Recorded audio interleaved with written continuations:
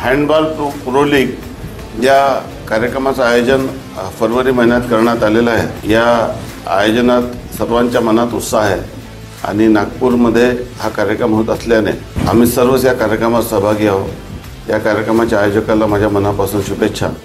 धन्यवाद। जय हिंद, जय महाराष्ट्र। नमस्कार। श्रीयुत राजेश नायडू हे आमच्या शिक्षक सेनेचे एक पदाधिकारी आहेत आणि त्यांनी अत्यंत कल्पकतेने आणि पूर्ण नियोजनाअंती हँडबॉल प्रो लीग नागपूरला घेण्याचं ठरवलेलं आहे।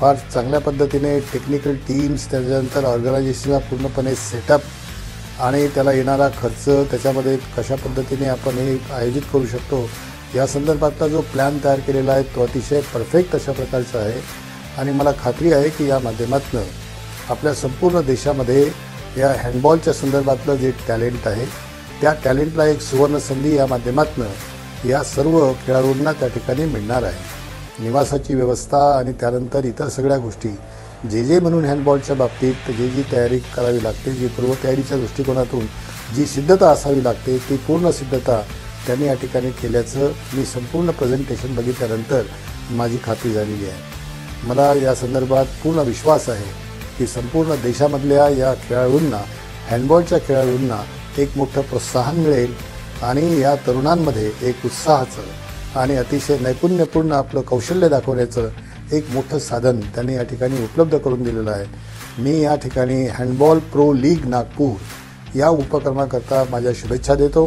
आणि मला खात्री आहे कि यह उपक्रम अत्यंत यशस्वीपणे हा पार पाडला जाएगा। धन्यवाद। नागपुर में फरवरी 2026 में हैंडबॉल प्रो लीग का आयोजन किया जा रहा है।